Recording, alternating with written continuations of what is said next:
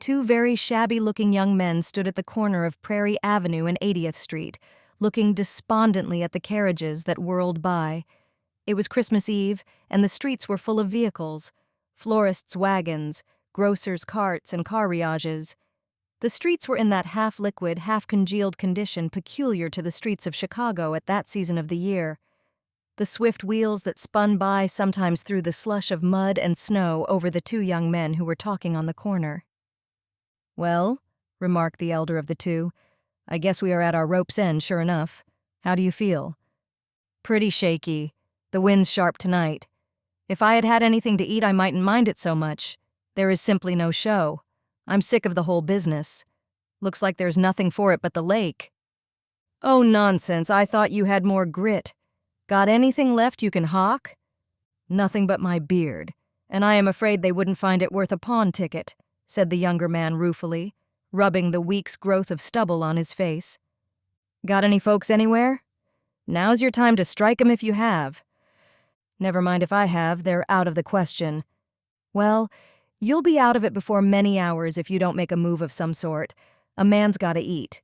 See here, I am going down to Longton's saloon. I used to play the banjo in there with a couple of coons, and I'll bone him for some of his free lunch stuff. You'd better come along. Perhaps they'll fill an order for two." "How far down is it?" "Well, it's clear downtown, of course, way down on Michigan Avenue." "Thanks. I guess I'll loaf around here.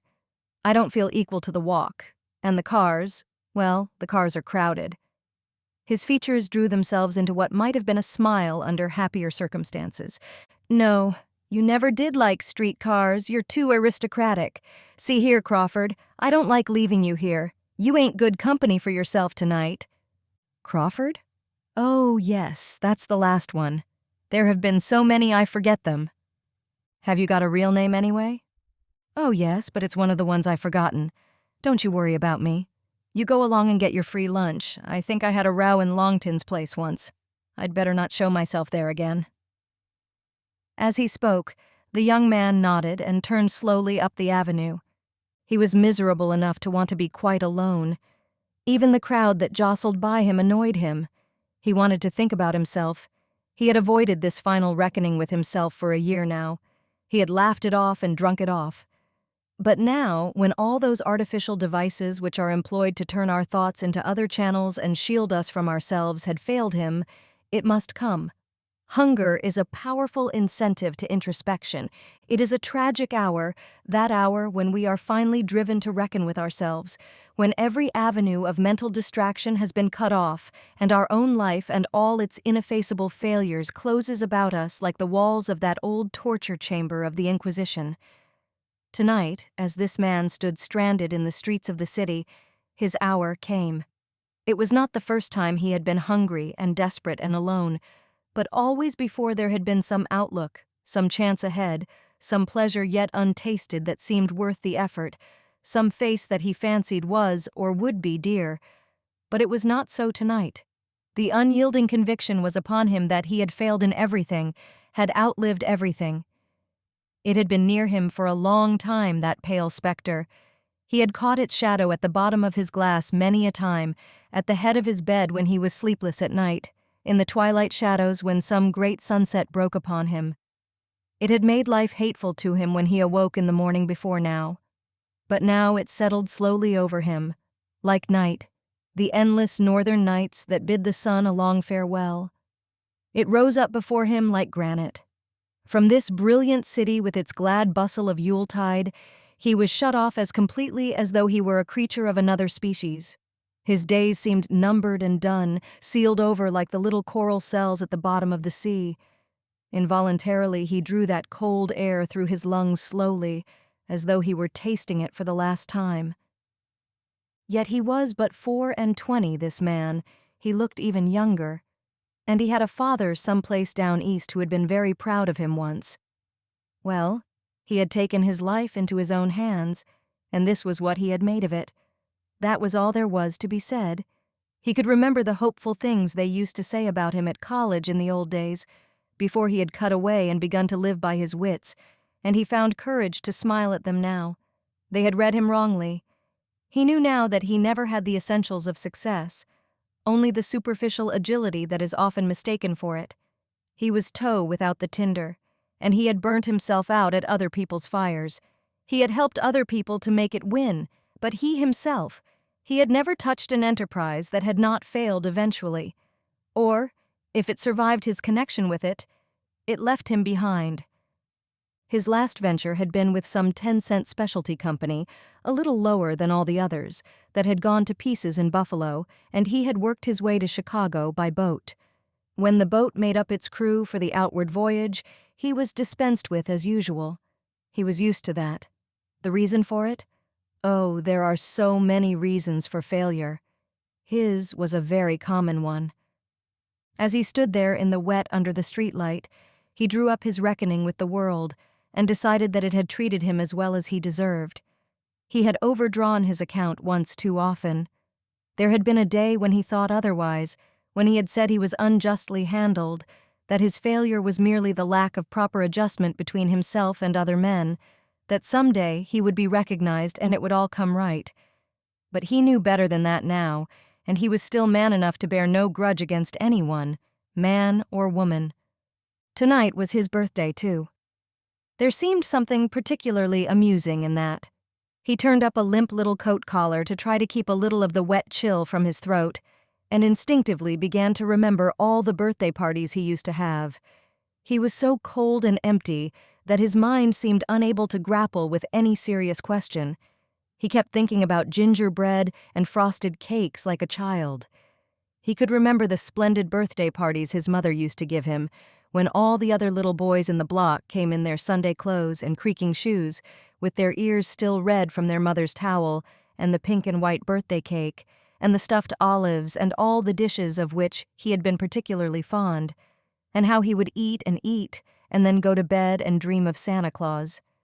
And in the morning he would awaken and eat again, until by night the family doctor arrived with his castor oil, and poor William used to dolefully say that it was altogether too much to have your birthday and Christmas all at once. He could remember, too, the royal birthday suppers he had given at college, and the stag dinners, and the toasts, and the music, and the good fellows who had wished him happiness and really meant what they said.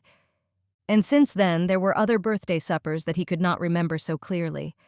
The memory of them was heavy and flat, like cigarette smoke that has been shut in a room all night, like champagne that has been a day opened, a song that has been too often sung, an acute sensation that has been overstrained.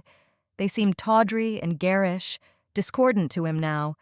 He rather wished he could forget them altogether. Whichever way his mind now turned, there was one thought that it could not escape, and that was the idea of food. He caught the scent of a cigar suddenly, and felt a sharp pain in the pit of his abdomen and a sudden moisture in his mouth. His cold hands clenched angrily, and for a moment he felt that bitter hatred of wealth, of ease, of everything that is well-fed and well-housed that is common to starving men. At any rate, he had a right to eat.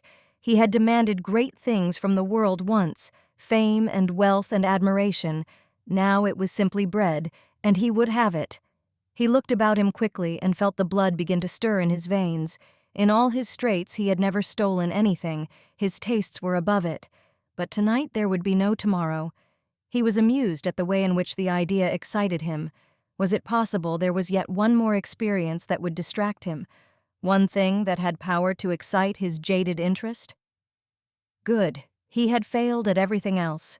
Now he would see what his chances would be as a common thief.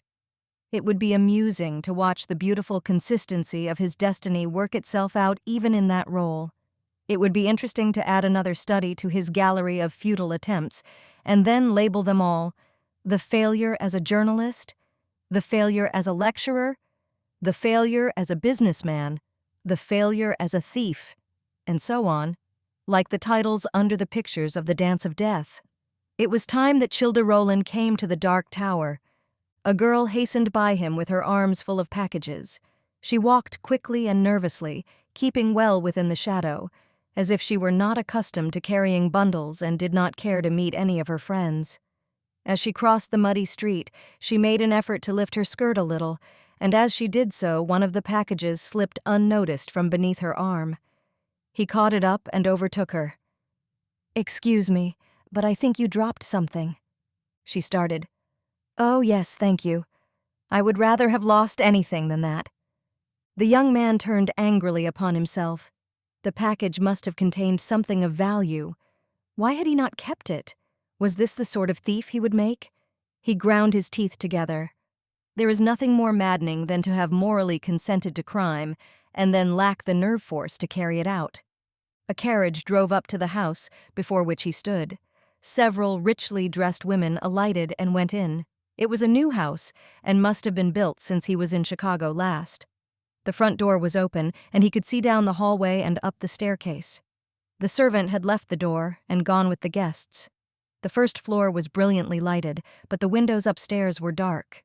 It looked very easy, just to slip upstairs to the darkened chambers where the jewels and trinkets of the fashionable occupants were kept. Still burning with impatience against himself, he entered quickly. Instinctively, he removed his mud-stained hat as he passed quickly and quietly up the staircase. It struck him as being a rather superfluous courtesy in a burglar, but he had done it before he had thought.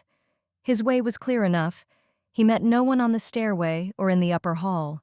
The gas was lit in the upper hall. He passed the first chamber door through sheer cowardice. The second he entered quickly, thinking of something else lest his courage should fail him, and closed the door behind him. The light from the hall shone into the room through the transom. The apartment was furnished richly enough to justify his expectations. He went at once to the dressing case. A number of rings and small trinkets lay in a silver tray. These he put hastily in his pocket. He opened the upper drawer and found, as he expected, several leather cases. In the first he opened was a lady's watch, in the second a pair of old-fashioned bracelets. He seemed to dimly remember having seen bracelets like them before, somewhere. The third case was heavier, the spring was much worn, and it opened easily. It held a cup of some kind. He held it up to the light, and then his strained nerves gave way, and he uttered a sharp exclamation. It was the silver mug he used to drink from when he was a little boy. The door opened, and a woman stood in the doorway facing him. She was The door opened, and a woman stood in the doorway facing him. She was a tall woman with white hair in evening dress. Woman, with white hair in evening dress. The light from the hall streamed in upon him, but she was not afraid. She stood looking at him a moment, then she threw out her hand and went quickly toward him. Willie, is it you?" He struggled to loose her arms from him, to keep her lips from his cheek. "Mother, you must not. You do not understand. Oh my God, this is worst of all." Hunger, weakness, cold, shame, all came back to him and shook his self-control completely. Physically, he was too weak to stand a shock like this. Why could it not have been an ordinary discovery, arrest, the station house, and all the rest of it? Anything but this. A hard, dry sob broke from him. Again he strove to disengage himself. "Who is it says I shall not kiss my son? Oh, my boy, we have waited so long for this. You have been so long in coming. Even I almost gave you up." Her lips upon his cheek burnt him like fire. He put his hand to his throat and spoke thickly and incoherently. "You do not understand. I did not know you were here. I came here to rob. It is the first time, I swear it. But I am a common thief. My pockets are full of your jewels now. Can't you hear me? I am a common thief." "Hush, my boy, those are ugly words.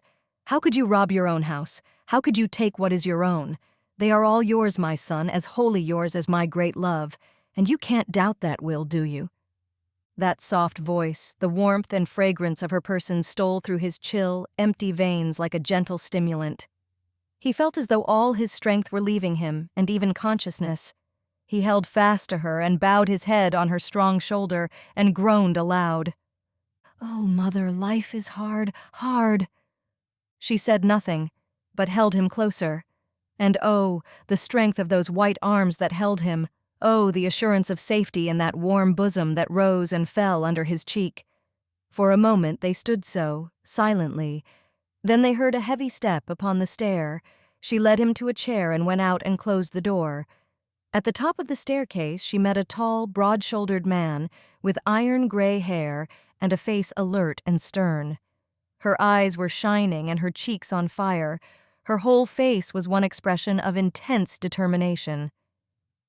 James, it is William in there. Come home. You must keep him at any cost.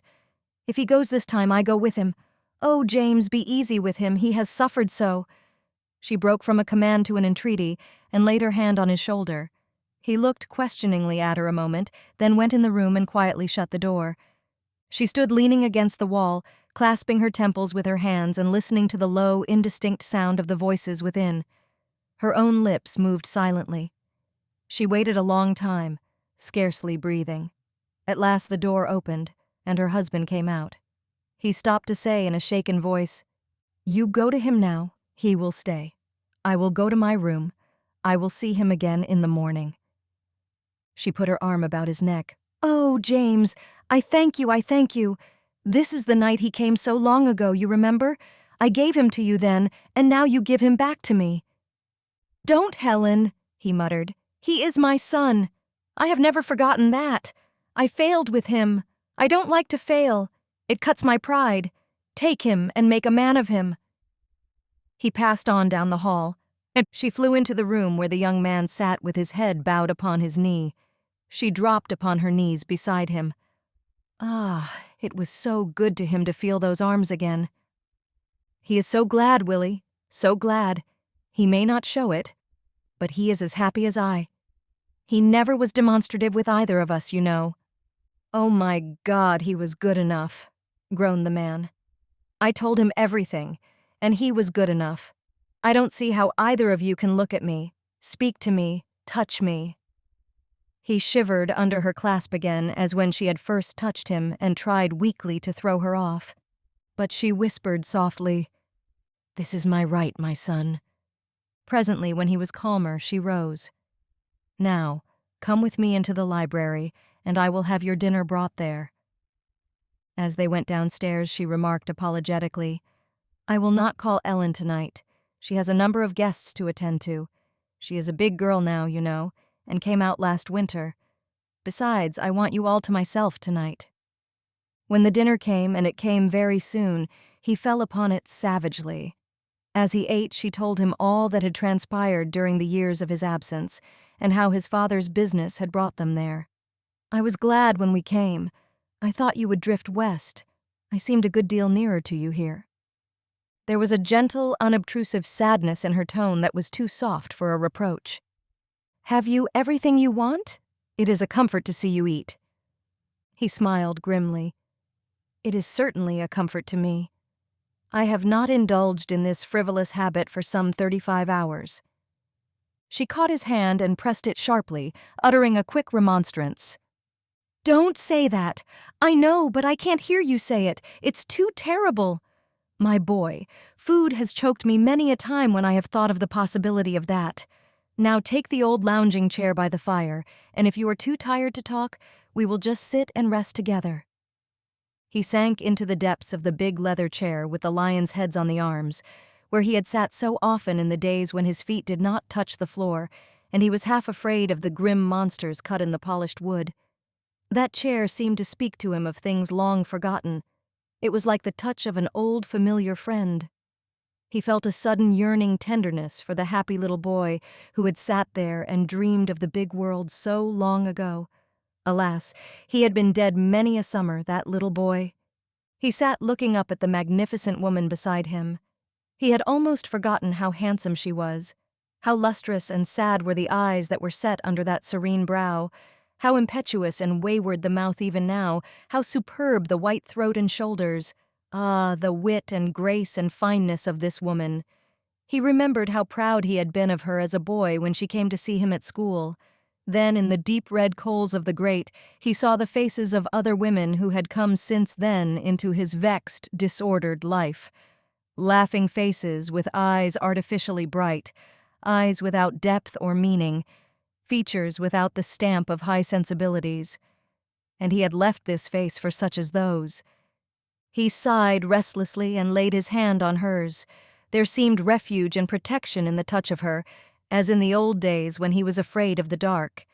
He had been in the dark so long now, his confidence was so thoroughly shaken, and he was bitterly afraid of the night and of himself. "Ah, Mother, you make other things seem so false. You must feel that I owe you an explanation. but I can't make any, even to myself. Ah, but we make poor exchanges in life. I can't make out the riddle of it all. Yet there are things I ought to tell you before I accept your confidence like this. I'd rather you wouldn't, Will. Listen, between you and me there can be no secrets. We are more alike than other people. Dear boy, I know all about it. I am a woman, and circumstances were different with me, but we are of one blood. I have lived all your life before you. You have never had an impulse that I have not known. You have never touched a brink that my feet have not trod. This is your birthday night. 24 years ago, I foresaw all this. I was a young woman then, and I had hot battles of my own, and I felt your likeness to me. You were not like other babies.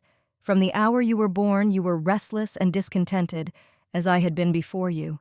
You used to brace your strong little limbs against mine, and try to throw me off as you did tonight.